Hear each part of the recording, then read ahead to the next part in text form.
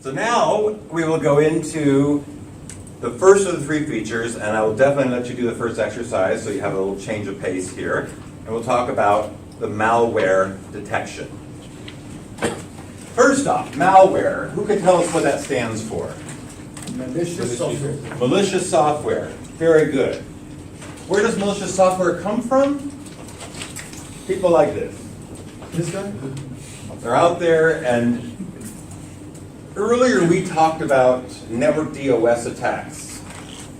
And one of the things about network DOS attacks is there is very little payout for a hacker.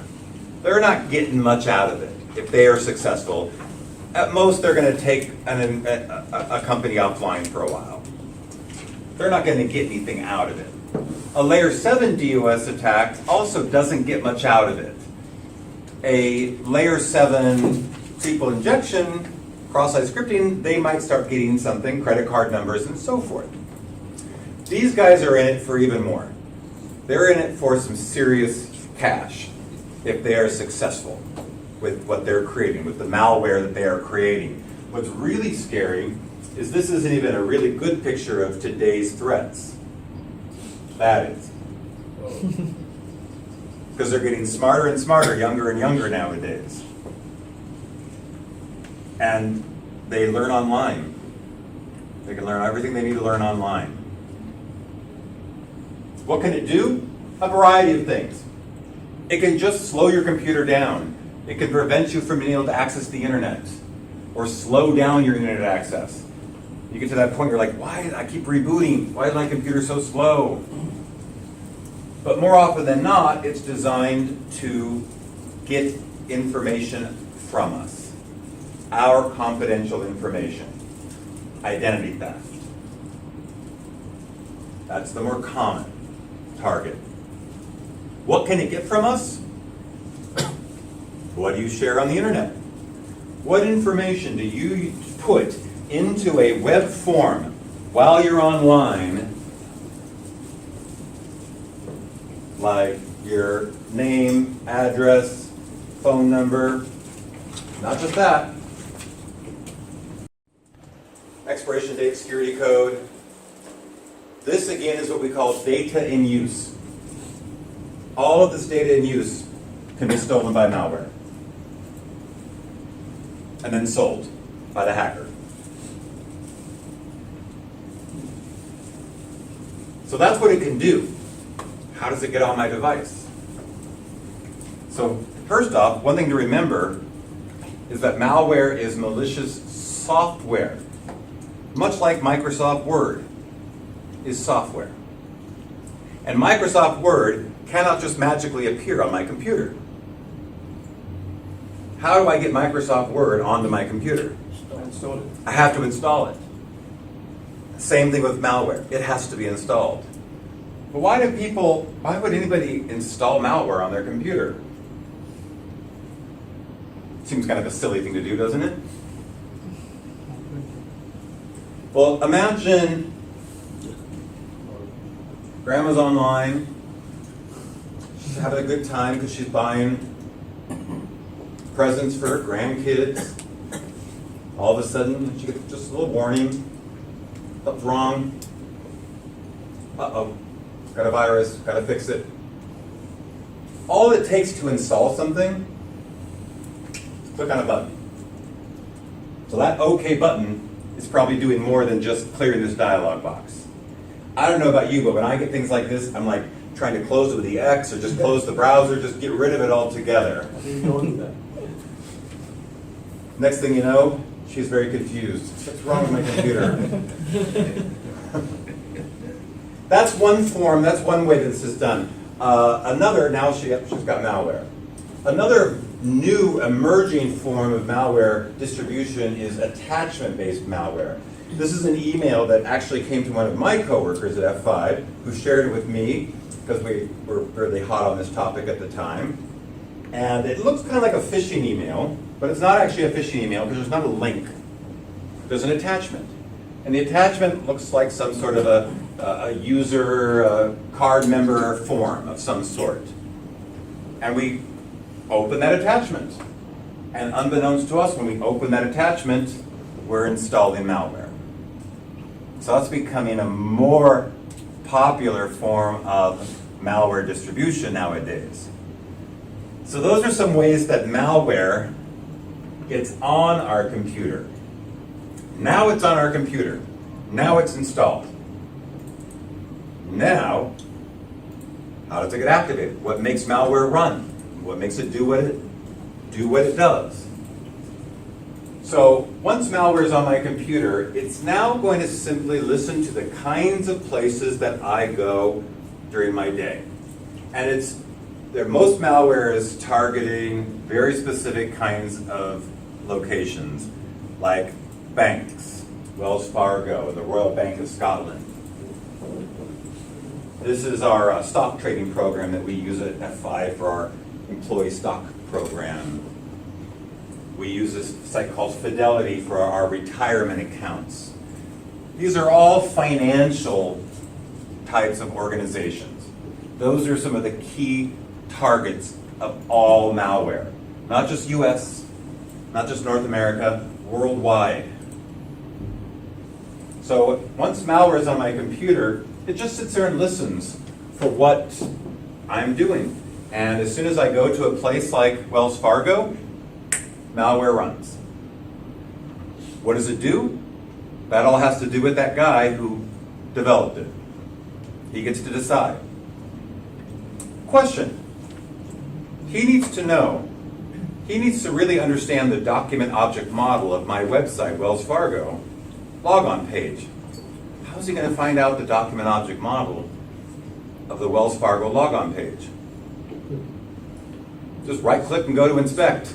He can see the entire document object model right there. So he knows everything about my page. And if he wants to insert something or remove something, that's all part of the JavaScript. So here is my Wells Fargo logon page. This is what I'm used to.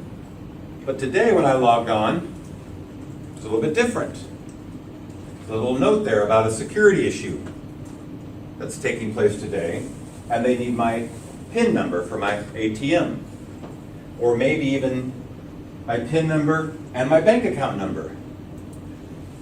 Now, a savvy user might immediately think something seems wrong. This doesn't seem right. I know, maybe it's phishing. Everybody told me about phishing lately. Maybe I'm on a phishing site. Let's take a look. It looks okay. It looks like Wells Fargo. Somebody else told me about the certificate things. Let me look at the certificate. Go take a look here. No? This looks like the valid Wells Fargo web page. So at this point, I don't really have any reason not to feel comfortable following the Wells Fargo requirement of filling in all 4 of those fields now. And this hacker can now get that malware onto the computers and devices worldwide.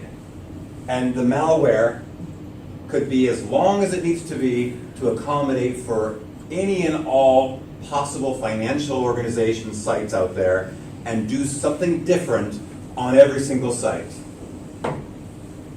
Capture the data in use, change the page, do this, we'll look at some more of those examples in a moment. That is some scary stuff, but it gets scarier. So how does the hacker get that malware they've created it, and how do they get it onto these computers? Quite simple. First off, they create the malware. This is a very rudimentary look at a malware written in JavaScript. And they have all the different organizations by some form of their host name. So anything Wells Fargo star that I go to, do this script, add this JavaScript, add a field. If they're going to something in Bank of America, add a button and replace some text. Chase Bank site, do this. So it's just got all this different code for all these different kinds of sites that we go to. They create that script. Then they use a variety of different means. Emails, social media, anywhere they can get somebody to inadvertently click on a link that brings up something to do an install. And all they need is for people to do that. Once that malware is there, that's one success. They're hoping for hundreds and thousands of successes, if not more, around the world. Then once it's on the computer, here's an example kind of what happens. Now the user, first off, the hacker uses what's called a drop zone, which sometimes is their server, but that's actually pretty rare. Usually the drop zone is a legitimate server that they've hijacked. The owner doesn't even realize it. So now the user just does their daily activity, go to their Wells Fargo logon page. As soon as they go to that page, the malware is activated, and it does whatever it's told to do. In this case, it's adding a new field, the PIN field. That's not all it does. That's just part of what it does. Now the user says, okay, put in my information, click on go. The interaction the user has, the web page, with the web server does not change. So when they click on go, it still sends their credentials to the web server. They're going to get a response to the next page. They're going to keep doing their online banking. They have no idea anything went wrong. But in addition to adding that field on the page, the malware was also instructed to capture all the data in use, not just the username and password, but the PIN, and send all of it in clear text to the drop zone. And then the hacker can now filter and report and data dump all this data it's gotten from you and you and you and you and you and everybody, and every website you've gone to, your online banking, your Amazon, everything you've gone to, and it captures whatever it wanted to capture, your username, your password, your credit card number, and it has it all in a big data format. And they can do whatever they want with that. Now that is kind of scary, right? I mean, this is happening. This is not just science fiction. This is reality of what's going on out there. So that is the big problems. This is another method that hackers use. Think about this idea. I've got a malware, and I successfully got it on Davis's computer. So I'm very excited. I'm starting to get his information. I'm watching it. But a couple days later, I have a new website, a new financial banking website that I want to add to my malware, and maybe he's a user of that website. But the only way I can get that new part of the malware to affect him is to have him reinstall it, get the new version of it. So that's too bad. But hackers can use this method. Instead of having the malware as written code inside the page, remember we have reference JavaScript? So the malware itself can essentially just be a reference JavaScript. Go do that. And we can point to a JavaScript that's stored on the hacker's server, or even on the hijacked server. Makes it even harder to really trace this, because that doesn't even look malicious, to be quite honest. And now, when the malware runs, it's going to actually get the most current JavaScript, whatever I've just written, to interfere with your web page goings on. That's called external URL injection.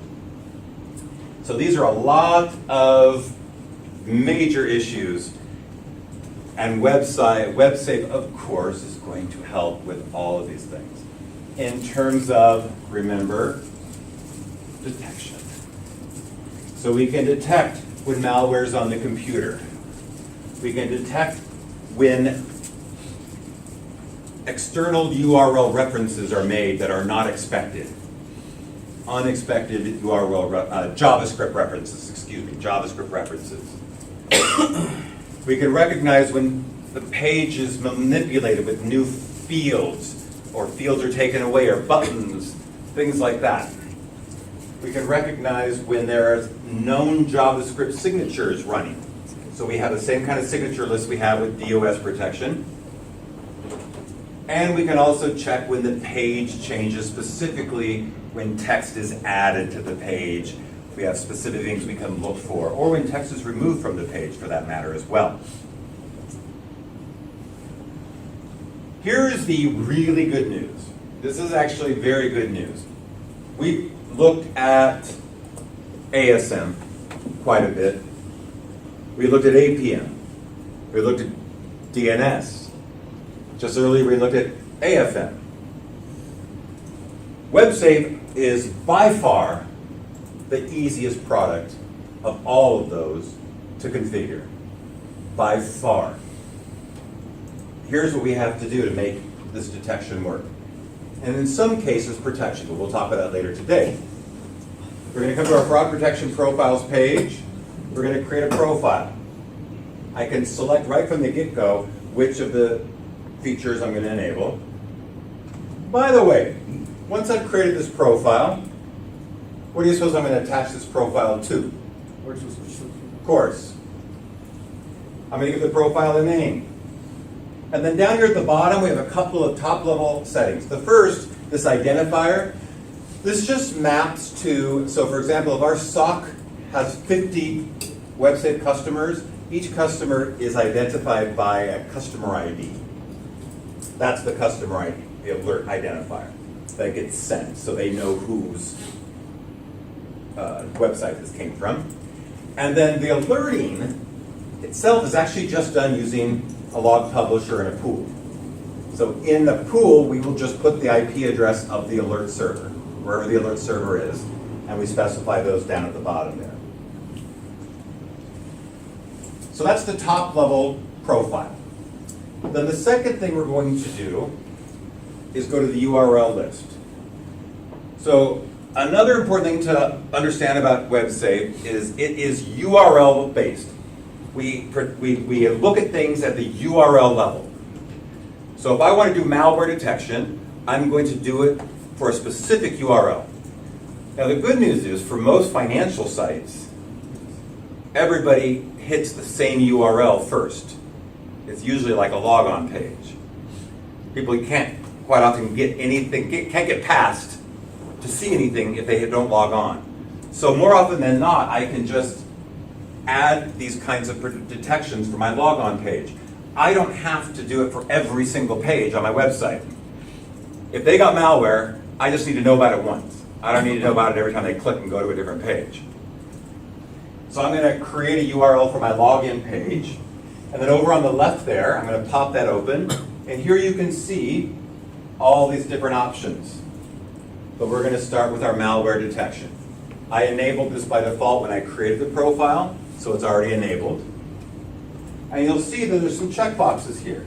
These are some of the various malware detection features. Some of which we play with in the lab, some of which we don't. HTML source integrity. This is how we can verify if new form fields have been inserted or not, because we can specify exactly how many form fields there should be. External URL injection detection. The key here to notice is that everything here, these are just checkboxes. That's it. Checkboxes. There's no staging, there's no learning, there's no this, there's no that. Just checkboxes. Down at the bottom I have a few more settings. Here's where I could put the words that have to appear. These words must appear on the page. JavaScript signatures we'll talk about, or I don't know if we talk about them, but if you had JavaScript signatures, you could enable them. But at this point, I just save it, come to my virtual server policies page, anti-fraud profile, enable that, and then specify the new profile. Save it. That's literally all it takes. So how does this work? How does this work once we have it enabled? So we're going to go back to the scenario where the hackers got their drop zone. We've already got an infected user. The infected user wants to get their logon page. Now, the bank they're interacting with is a WebSafe customer, so they're behind the BIG-IP. We have the VIP that has the WebSafe profile already attached. So now when they make their login request, it's going to go through the VIP. Oh, two differentiators. two big key differentiators about WebSafe versus some of our main competitors, one of which is Trustier. I don't remember who the other is. But these are really big differentiators. The first differentiator, in order for our competitors to provide the same detection features, they need to create these files and scripts and all this that is placed onto every web server they are trying to protect. And if they want to make any updates, they have to go change all of these files on every web server. Whereas all we do is create that one simple profile we just looked at and apply it in one top level spot and we're done. And if we want to make a change to it, we just add one more checkbox and click on update. So the ease of administration of this compared to our competitors is huge. So now the user goes to get the banking login page.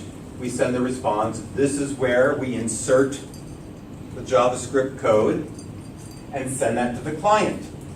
The client now sees this.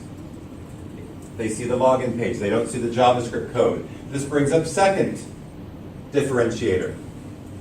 Our competitors' solutions are agent-based.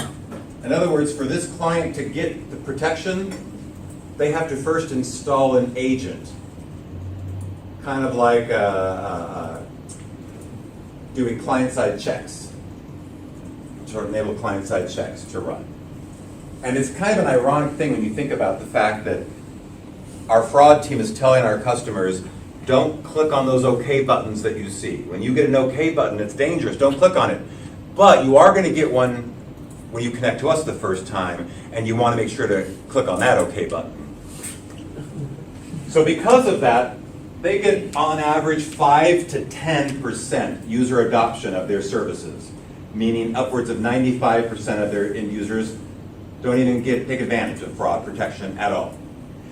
Because our solution is client-less, no agent, we get 100% user adoption. All that's needed is they're using a web browser that is JavaScript enabled.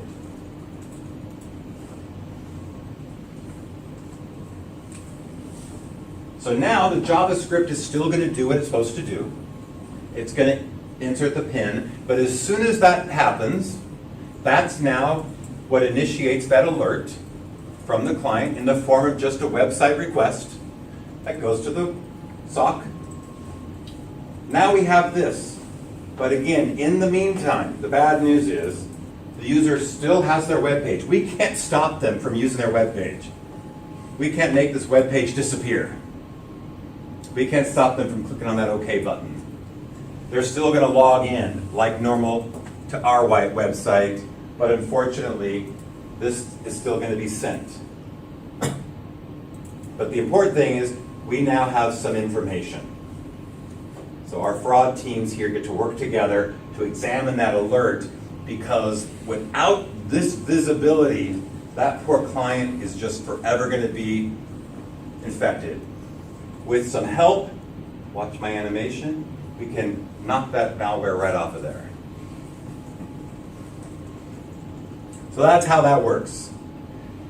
I mentioned JavaScript obfuscation a few minutes ago. This is some basic JavaScript code. This is what that same code looks like obfuscated. I think the reason why we use obfuscated JavaScript code is probably obvious. It's possible for anybody to recognize what's going on, and almost impossible to reverse engineer. But even if you could, even if a hacker had some way of trying to reverse engineer it, our keys that we use are changed regularly. I don't mean weekly, I mean like within minutes. So that obfuscated JavaScript code is always going to be different, making it virtually impossible. I actually say highly unlikely. Why do I say highly unlikely? Because I never say never. Never want to, can't guarantee, can't ever guarantee, but highly unlikely that somebody could reverse engineer it. If I go view a page source, this is what that page source might look like without JavaScript, without WebSafe. this is what the same page might look like with WebSafe. And you might see that it's pretty lengthy. But again, your average user is never even going to see this. And even if they do, what? Are they going to concern? Worry? Probably not. So the last thing, and then we'll do our exercise, that question I always get, but why can't we do something about it? Why can't we stop the malware? That would make it so much more valuable of a product. Well, let's talk about that. To talk about it, let's just remind ourselves of what the F5 product is all about. We sit in the data center in front of our servers.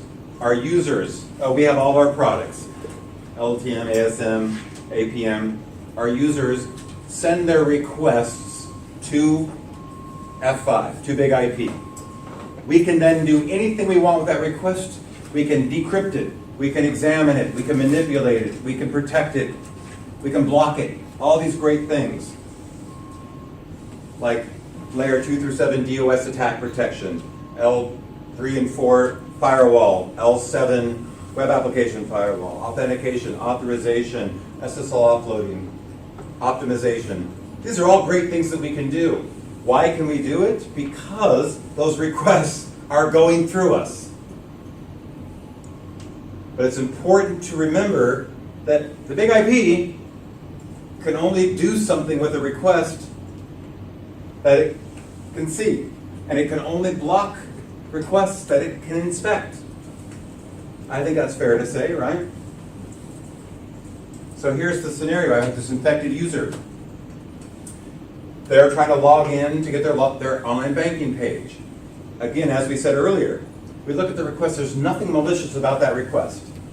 It's a standard login page request. No SQL injection, no nothing. We can't even tell we can't tell the user is infected at this point. So that looks fine. WebSafe's in place, so we send that inserted JavaScript back so that we can see if there's malware. Get an alert. The user gets their web page. JavaScript is inside the web page. Web page is over here. BIG-IP is over here. The important thing to understand is JavaScript can't stop other JavaScript. We're a JavaScript solution. We can't have our JavaScript somehow stop another JavaScript. That just isn't something you can do. So when the user clicks on submit and their credentials are sent to the drop zone, we can't stop that from actually happening inside the code. We also can't stop that request from happening either, because the BIG-IP is not between that communication source. And as I said a few moments ago, if the BIG-IP can't inspect it, the BIG-IP can't block it. But none of our competitors can do that either. So, any questions? That's the longest lesson in this. The next two lessons are actually nice and fast. So I want to give you a little bit of feeling of WebSafe today. So we'll do this. This may be the only exercise we get a chance to do. We'll definitely go through the last two lessons. We might have time for one more exercise. So in this exercise, you're going to create your website profile.